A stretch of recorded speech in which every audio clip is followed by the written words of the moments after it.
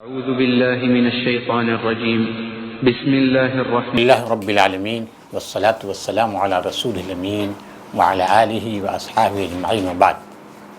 حضرات گرامی، سورۃ الانعام کا اجتماعی مطالعہ چل رہا ہے۔ سورۃ الانعام کے سلسلے میں آپ جان چکے ہیں کہ انعام کے معنی آتے ہیں مویشی کے۔ مشرکین نے بہت سے عقائد گھڑ لیے تھے، شریعت بنا لی تھی اللہ کی شریعت کے علاوہ۔ حضرت ابراہیم اسماعیل کی تعلیم کے خلاف انہیں بہت سے جانوروں کو اپنے اوپر حرام کر لیا تھا۔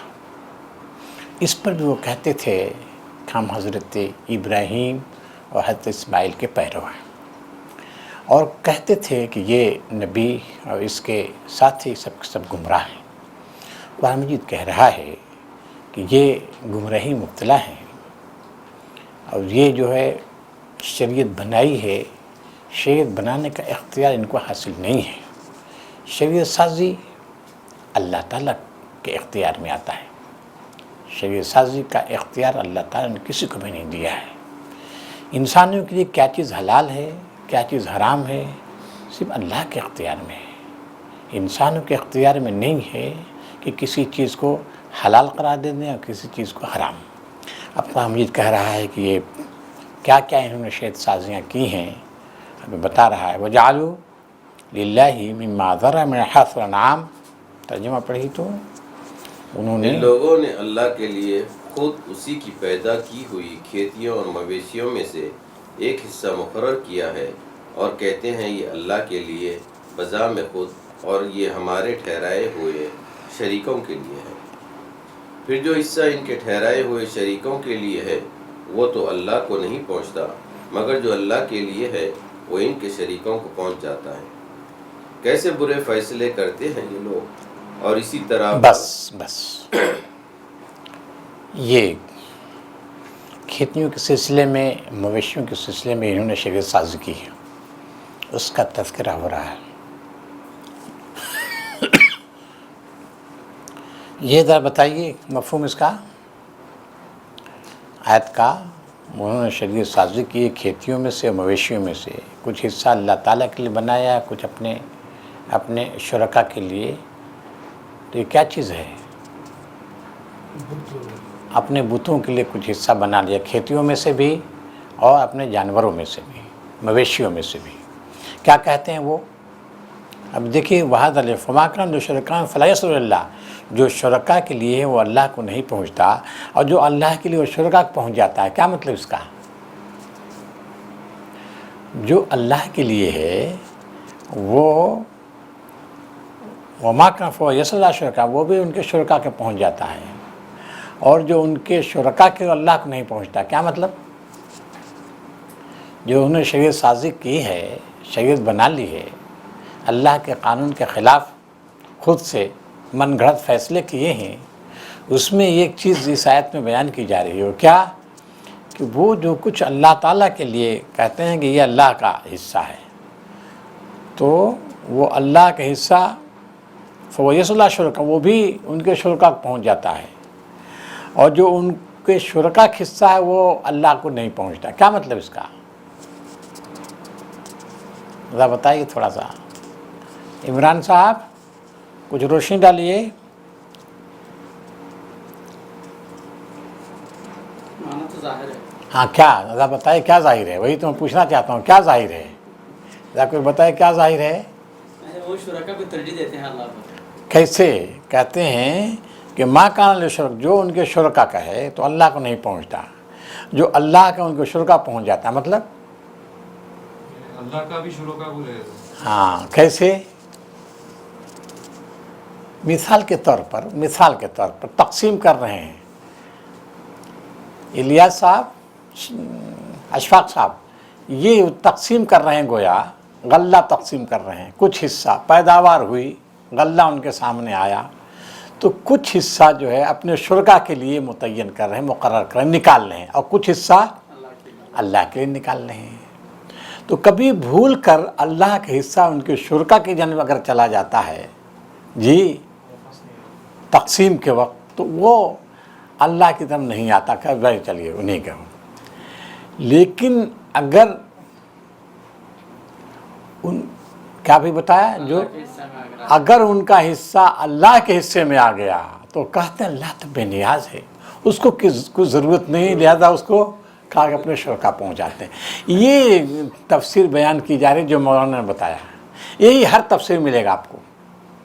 یہ تفسیر جو ہے تمام مفسرین نے بیان کیا ہے کہ جو اللہ کا حق بنتا ہے ان کے نزدیک وہ بھی ان کے شرکا کو دے دیتے ہیں. بات سمجھ میں آئے گی نا کہ اگر 10 کلو ان کے لیے 10 کلو ان کے لیے، جی اگر جو ہے کچھ پانی جو اللہ تعالیٰ کے لیے کھیتی انہوں نے مخصوص کی تھی اور اپنے بتوں کے لیے، تو اگر بتوں کا پانی ادھر آ جاتا ہے تو دیتے ہیں حصہ اللہ تعالیٰ کاٹ کے، مگر اللہ کا حصہ جو متعین کیا تھا ادھر چلا گیا تو اس کو کاٹ کر نہیں دیتے ادھر. ہر چیز میں گویا یہ کر رہے ہیں، گویا کہ اللہ کے مقابلے میں کس کو ترجیح دے رہے ہیں؟ اپنے بتوں کی بات. ٹھیک ہے نا. یہ بالعموم لوگوں نے تفسیر بیان کی ہے. ہمارے خواجہ صاحب جو آ گئے، خواجہ صاحب یہاں یہ بیان ہو رہا ہے کہ بتوں کا حصہ انہوں نے متعین کیا ہے اور اللہ تعالیٰ کا حصہ متعین کیا. تو جو بتوں کا حصہ ہے اگر اللہ تعالیٰ کے حصے کے ساتھ مل جاتا ہے تو اس کو کاٹ کر اپنے بتوں کو تو نکال دیتے ہیں. ٹھیک ہے نا. لیکن اللہ کا حصہ اگر بتوں کی طرف گیا تو اس کو نہیں نکالتے. یہ بات ہوئی. سمجھ گئے آپ نا. یہ جو ہے ہمارے بالعموم مفسرین بیان کرتے ہیں. ٹھیک ہے، بات واضح ہو گئی نا.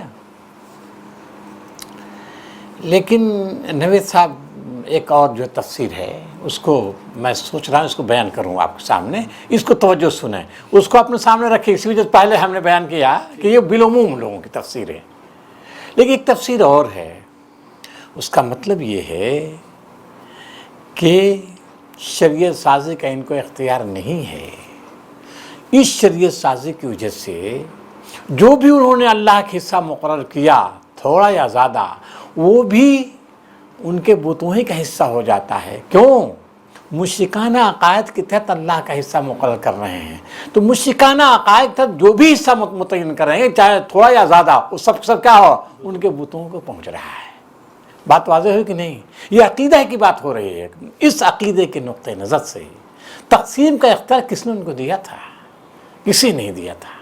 لہذا مشرکانہ عقائد کے تحت اپنے اختیارات کو استعمال کر کے جو کچھ بھی اللہ تعالیٰ کا حصہ دے رہے ہیں، متعین کر مقرر کر رہے ہیں، وہ بھی اصل میں اللہ کو نہیں پہنچتا بلکہ ان کے بتوں میں پہنچ جاتا ہے. کیوں؟ کیونکہ شریعت سازی کا اختیار ان کو حاصل نہیں ہے. بات واضح ہوئی کہ نہیں؟ بات واضح ہو گئی. تو یہ بتایا جا رہا ہے کہ مشرکانہ عقائد کے تحت جو کچھ بھی کام کریں گے، جو کچھ بھی کریں گے، اس میں شرک کی آمیزش ہو جاتی ہے. جب شرک کی آمیزش ہو گئی تو وہ چیز اللہ تعالیٰ تک نہیں پہنچ پائے گی، نہیں پہنچ سکتی. اللہ کے یہاں جو چیز پہنچتی ہے وہ کیا پہنچتی ہے؟ خالص اللہ کے لیے. جی وہ طیب ہی کو قبول کرتا ہے، غیر طیب کو نہیں قبول کرتا، خبیث کو نہیں قبول. یہ کیا ہو گیا انہوں نے؟ جی اس میں جو ہے ملاوٹ ہو گئی. تو مشرکانہ عقائد کے تحت جو بھی یہ تقسیم کر رہے ہیں، چاہے وہ ڈھیر مال اللہ تعالیٰ کو دے دیں، اس سے بس نہیں ہے، لیکن اس عقیدے کے تحت دے رہے ہیں، لہذا وہ اللہ تعالیٰ تک نہیں پہنچ سکتا. آپ ہی بتائیے. یہ ہے کہ جو شخص ریاکاری کرتا ہے، ریا کے ساتھ کچھ نکالتا اللہ کی راہ میں، وہ اللہ کو پہنچتا ہے؟ نہیں. کیوں نہیں پہنچتا؟ کیونکہ اس میں شرک. الریا من الشرک، الریا من الشرک. تو وہ جو اسلام کے عقیدے پر چل رہا ہے، اسلام کو مانتا ہے، اللہ کو مانتا ہے، توحید کو مانتا ہے، قرآنی تعلیمات کو مانتا ہے، لیکن اس کے اندر ریا ہے، دکھاوا ہے، نام و نمود ہے، جس کو نفاق بولتے ہیں. جب نفاق آ گیا تو وہ بھی اللہ تعالیٰ کو نہیں پہنچ سکتا. اللہ تعالیٰ کو وہی اعمال پہنچتے ہیں جو اعمال اخلاص کے ساتھ کیے جائیں. یہ بیان کیا گیا ہے. پھر کہہ رہے ہیں کہ اسی طرح ان کا حال ہے. ان کے شرکا نے مزین کر دیا بہت سے مشرکین کے لیے کہ وہ اپنے بچوں کو قتل کرتے ہیں. یہ بھی عجیب بات تھی. عربوں کی نظام جاہلیت کے جز تھا، یہ ایک حصہ تھا کہ بچوں کو قتل کرتے تھے. بچوں کو قتل کیسے کیسے کرتے تھے؟ مختلف انداز تھا بچوں کو قتل کرنے کا. جیسے ایک تو یہ تھا کہ بچے کیا کریں گے، چھوٹے بچے وہ جنگوں میں شریک ہوتے تھے. چھوٹے بچے جنگ میں شریک ہو نہیں سکتے تو وہ باہر بنتے تھے، کھلانے کا باہر سوچتے تھے کہ یہ کھانے میں شریک ہو جائے گا، لہذا اس کو قتل کرتے تھے. اولاد نرینہ کو بھی قتل کرتے تھے. بسا اوقات آپ کو یاد ہوگا بچیوں کو قتل کرتے تھے. کیوں بچیوں کو قتل کرتے تھے؟ ان کا بھی یہی حال تھا. جنگوں میں ہم شریک ہوتے ہیں، ہم جنگوں میں کام آ گئے، یہ بچیاں رہیں گی، بڑی ہوں گی تو پھر کیا ہوگا؟ ان کا کوئی پرسان حال نہیں ہوگا. پرسان حال نہیں ہوگا تو پھر یہ کسی کے ہتھے لگ سکتی ہیں. تو وہ جھوٹی غیرت تھی ان کی. بچوں کے قتل میں جہاں فاقہ کی وجہ تھی وہیں جھوٹی غیرت، جھوٹی انانیت تھی، جھوٹی شیخی تھی ان کی کہ ہم کسی کو داماد نہ بنائیں، جی ہم کو یہ بیٹی کسی کو دینا پڑے. اس طرح کی باتیں تھیں جس کی وجہ سے بچوں کو قتل کرتے تھے. بسا اوقات قتل اولاد اس بنیاد میں بھی کرتے تھے کہ ان کے جو پروہت کہہ دیتے تھے کہ صاحب بھیڑ چڑھا دو. ہاتھ آتا ہے تمام مشرقوں میں یہ جو ہے یہ بدعت اور یہ خرافات ہے کہ اپنے دیوی دیوتاؤں کو بھیڑ چڑھاتے تھے اپنے اولادوں کو. تو یہ بھی ان میں تھا اور یہ آپ دیکھیے ہر جگہ پایا جاتا ہے، صرف عربوں میں نہیں تھا. آج ہم ہندوستان کے رہنے والے ہیں، ہندوستانیوں کے یہاں یہ رسم پائی جاتی ہے. آج بھی صاحب یہ ہے کہ یہاں دفینہ ہے، یہاں دفینہ ہے. بتا دیا کہ یہ دفینہ کیسے ملے گا، کہہ دے گا ان کا پروہت بس کسی بھیٹ چڑھا دو اولاد کو، بس فوراً جو ہے فوراً وہ کر دیتے ہیں. بس اوقات ایسا بھی ہوتا ہے دوسرے کا اولاد کو مار ڈالتے ہیں. یاد آپ تو پڑھتے رہتے ہوں گے، پڑھتے رہتے ہیں. اور یہ بھی کہ کسی کا اولاد نہیں ہو رہی ہے، آپ کو یاد ہوگا اولاد نہیں ہو رہی تو کوئی پروہت بتا دیتا ہے ان کا جو کاہن ہوتا ہے کہ بھائی اس کو کسی دیوی کو کے نام پر کسی بیٹے کو چڑھا دو، تمہارا بیٹا پر. یہ بھی کر دیتے ہیں وہ. اس طرح سے مشرکانہ عقائد عوام کے مطابق مشرق قومیں اس طرح کی حرکتیں کرتی ہیں. وہ مجھے اس کی تردید کر رہا ہے اور کہہ رہا ہے کہ یہ جو ہے اللہ تعالیٰ کی ذات میں، اس کی صفات میں دوسروں کو شریک ٹھہرا لیا ہے اور اس کی بنیاد پر یہ کبھی نجات نہیں پا سکتے، فلاح نہیں پا سکتے، جیسا کہ اوپر بتایا. چلیے اور بھی کچھ تفصیل بتا رہا ہے. کیا وقالوا هذه انعام، اگر اللہ چاہتا تو یہ ایسا وقالوا هذه انعام وحرث حج لا يطعمها الا من نشاء بزعمهم. اس کو پڑھیے. کہتے ہیں یہ جانور اور یہ کھیت محفوظ ہے، انہیں صرف وہی لوگ کھا سکتے ہیں جنہیں ہم کھلانا چاہیں. بزعمهم، بزعمهم کے معنی بزعمهم، زعم معنی خواجہ صاحب زعم کے معنی. زعم ہمیشہ غلط خیال کے لیے آتا ہے، غلط گمان. زعم قرآن مجید کبھی اچھے معنی میں استعمال نہیں کرتا ہے. جہاں بھی آپ دیکھیں زعم کا لفظ آیا قرآن، جہاں بھی آپ دیکھیں گے زعم وہاں اچھے معنی میں نہیں ہے، بالکل غلط معنی میں ہے. یہاں زعم شریعت کے شریعت سازی کے معنی میں شریعت سازی کرتے ہیں. اللہ تعالیٰ کے اختیار کو چیلنج کر رہے ہیں، خود سے صاحب اختیار بنتے ہیں. حلال کیا ہے، حرام کیا ہے، کس کا اختیار ہے؟ اللہ تعالیٰ کو اختیار ہے. لیکن یہ ان کے برہمن یا ان کے جو پروہت ہیں، ان کے مذہبی پیشوا ہیں، وہ جس چیز کو چاہتے ہیں حلال کرتے ہیں، جس چیز کو چاہتے ہیں حرام کر دیتے ہیں اور ان پر عوام پر نافذ کرتے ہیں. تو اسی جانب اشارہ ہے. یہ کہتے ہیں کہ یہ مویشی اور یہ کھیتیاں ہجر مانے ممنوع ہیں، ممنوع ہے. مولانا مودودی صاحب کا ترجمہ ہے محفوظ ہے، محفوظ ہے نا. اور آپ کا ترجمہ کیا ہے؟ آپ کا ترجمہ آپ بتائیے کیا ترجمہ ہے آپ کا؟ یہ مویشی اور کھیت ممنوع ہے. ممنوع کا مطلب حرام ہے، حرام.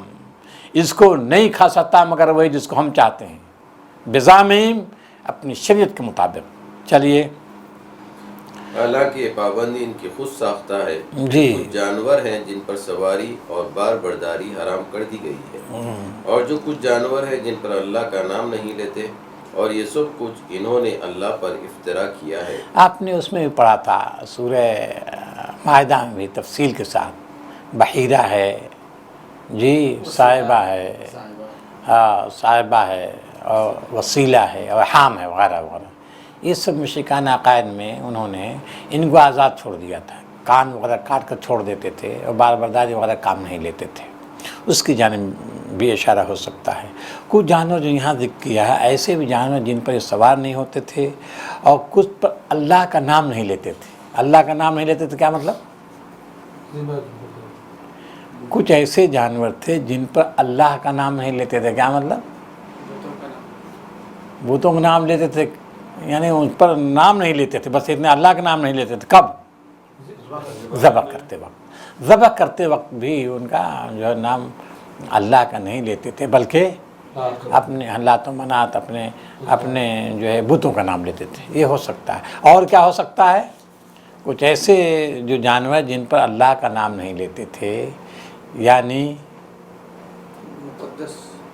یعنی اب جیسے حج کرنا ہو تو اس پر کر کے اس پر سوار ہو کر حج نہیں کرتے تھے، اس پر سوار ہو کر حج نہیں کرتے تھے، نام لینا وہی، کیونکہ جب حج کریں گے اس پر سوار ہو جائیں گے تو جب سواری پر سوار ہو جاتا ہے حاجی، جب قریب پہنچتا تو کیا پڑھتا ہے، کیا کہتا ہے؟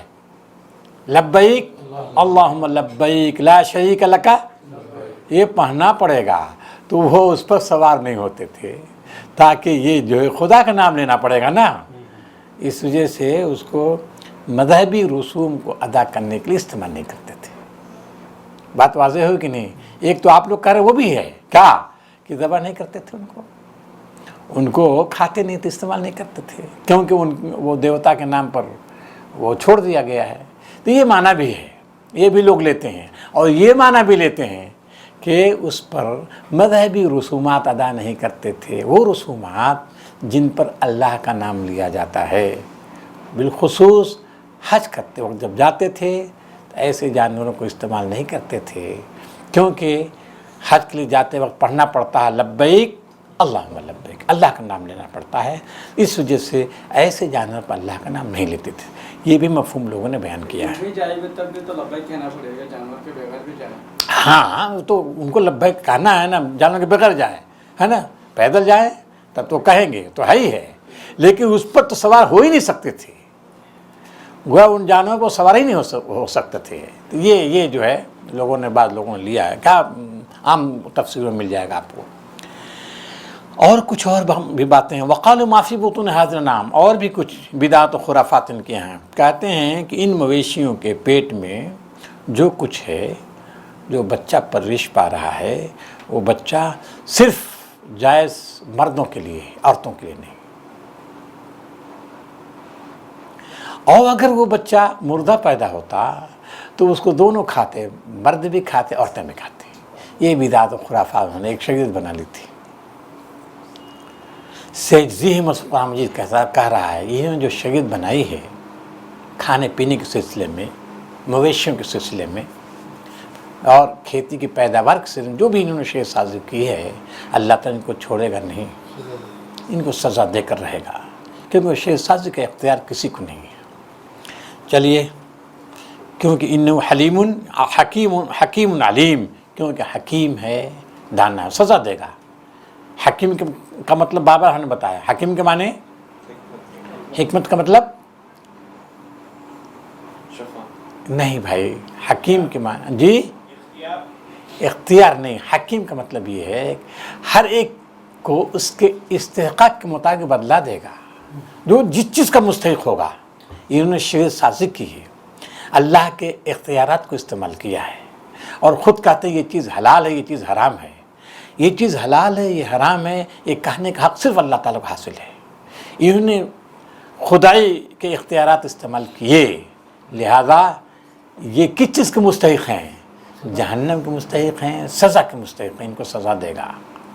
علیم ہے، ان کی ایک ایک حرکت کو جانتا ہے، اس وجہ سے علم کی بنیاد میں ان کو سزا دے گا۔ آگے کیا ہے؟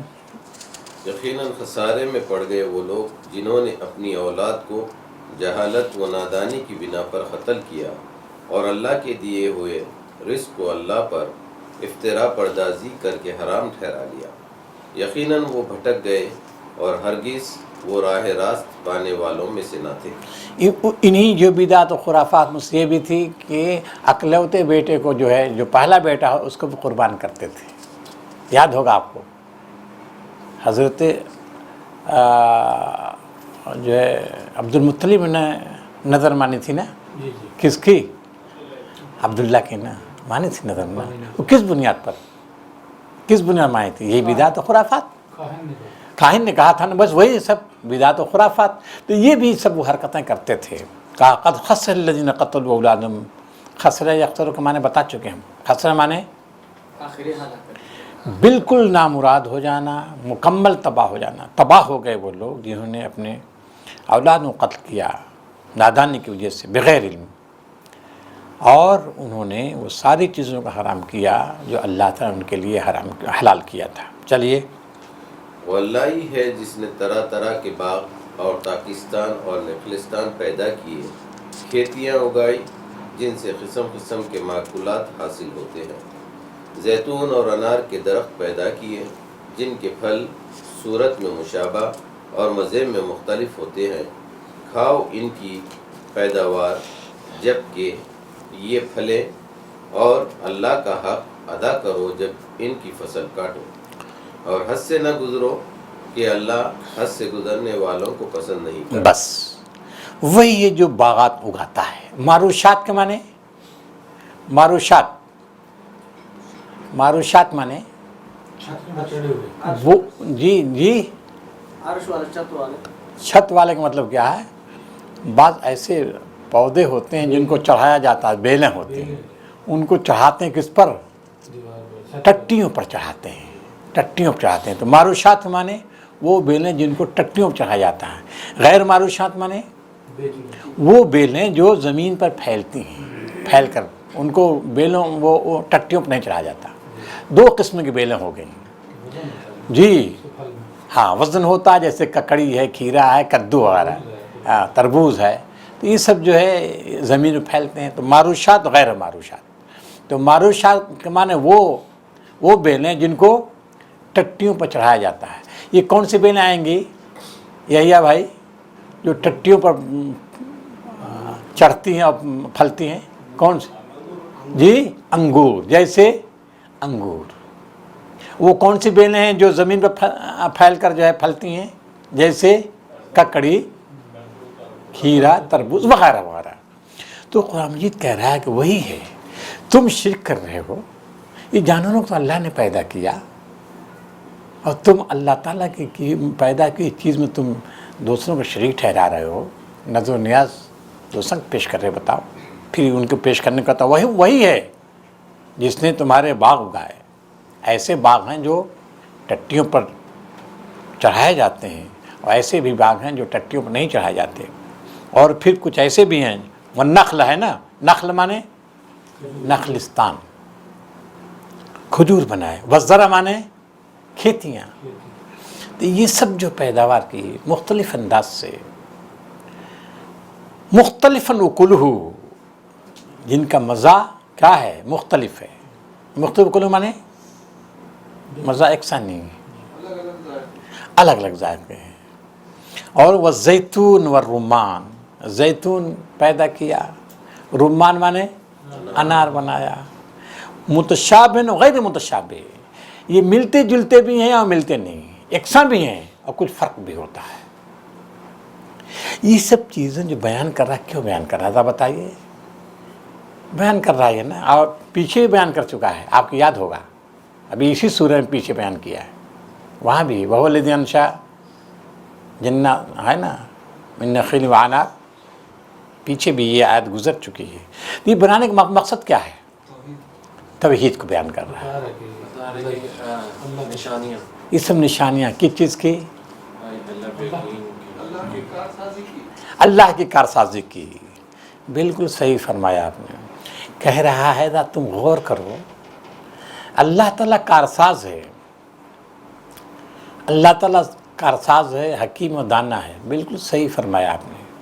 اسی کے ساتھ ساتھ اللہ تعالیٰ فیاض ہے، سخی ہے، اس کی کارسازی کو بھی بیان کیا جا رہا ہے، اس میں دو رائے نہیں ہے، اور اسی کے ساتھ ساتھ اللہ کی سخاوت و فیاضی کو بھی بیان کیا جا رہا ہے. جی اس کی سخاوت فیاضی کیسے عمران صاحب، کیسے سخی اتنا کچھ دیا کر رہے ہیں پھر بھی وہ اللہ نواز رہے ہیں. کون کون سے نعمتوں کو جو ہاں عمران صاحب کیسے سخی ہوا، کیسے فیاض ہوا، رحمان. ٹھیک، یوں سمجھیے کہ اگر عمران صاحب انسانوں کو اللہ تعالیٰ ایک پھل دے دیتا، کیا انسان زندہ نہیں رہ سکتا تھا؟ اس کو کھا کر گیا بھائی، ایک پھل دے دیتا، جیسے سیب ہے مثال کے طور پر، سیب صبح کھاتا، شام کھاتا، دوپہر کھاتا، زندہ نہیں رہ سکتا تھا؟ بالکل زندہ رہ سکتا تھا. بولیے، لیکن صرف ایک سیب دیا ہے اس نے، صرف سیب دیا ہے، صرف سیب دیا؟ نہیں، سیب نہیں دیا. اور سیب میں کتنی قسمیں ہیں ابھی سمجھیے. صرف انگور نہیں دیا، انگور کی قسمیں بھی، کھجور کی قسمیں بھی. بولیے، گیہوں ہے، گیہوں کی قسمیں ہیں، چاول ہے اس کی قسمیں ہیں، دھان کی، ہم لوگ دھان اگانے میں کتنی قسمیں ہیں آپ سوچئے. دھان کی قسمیں اتنی ہیں کہ ہم شمار نہیں کر سکتے. آپ سمجھ لیجئے یہ صرف کیا چیزیں ہیں بھائی. جو زندگی کے لیے تو صرف ایک ہی غذا کافی تھی، جو دے دیتا، لیکن صرف جو دیا، صرف گیہوں دیا، صرف انار دیا؟ نہیں، ہزاروں نعمتیں دے دی ہیں. یہ کیوں دیا؟ یہ کس چیز کی نشانی ہے؟ اس کی سخاوت کی، اس کی فیاضی کی، اس کی کریمی کی، اس کی رحیمی کی. اس کی کریمی ہے، اس کی رحیمی ہے. زبان دی اس نے، ذائقہ دیا تو مختلف ذائقے کا سامان بھی فراہم کر دیا. ایک ہی ذائقہ، زبان کے ذائقے بہت ہیں نا، یہ ٹیسٹ چاہتی ہے کہ نہیں؟ تو جب یہ دیا، فطرت دی، زبان کی ایک فطرت ہے، وہ فطرت کا لحاظ کیا کہ ٹیسٹ بدلتے رہو. انسانیت سے بیزار بھی تو ہے. جی ایک ثانیت سے بیزار بھی انسان ہو جاتا ہے. نویز اقبال صاحب صحیح فرما رہے ہیں کہ بنی اسرائیل نے کہا لَنَّصْبِرَ عَلَىٰ طَعَامٍ واحد، ایک دم مفت مل رہی تھی غذا، مگر انہوں نے کہا ایک ہی کھانے پہ ہم اکتفا نہیں، صبر نہیں کر سکتے. تو زبان کا ذائقہ. پھر کیا مانگا انہوں نے؟ کیا مانگا؟ بس سلاد بنائے. سلاد کے بغیر کام نہیں چل رہا تھا ان کا، سلاد چاہیے، ہے نا، سلاد. تو یہ ہے اصل میں قدرت فیاض ہے. کتنی فیاضی کے ساتھ اس نے دیا. نگاہیں دی اس نے، یحییٰ بھائی، نگاہیں دی، دیکھنے کی صلاحیت دی، ذوق جمال بخشا. ذوق جمال جب بخشا ہے تو مناظر قدرت کی فراوانی بھی دی. بولیے، پھول ایک قسم کا پھول ہم دیکھتے ہیں اپنی نگاہوں سے، ایک پھول ہے نہ، ہزاروں قسم کے پھول.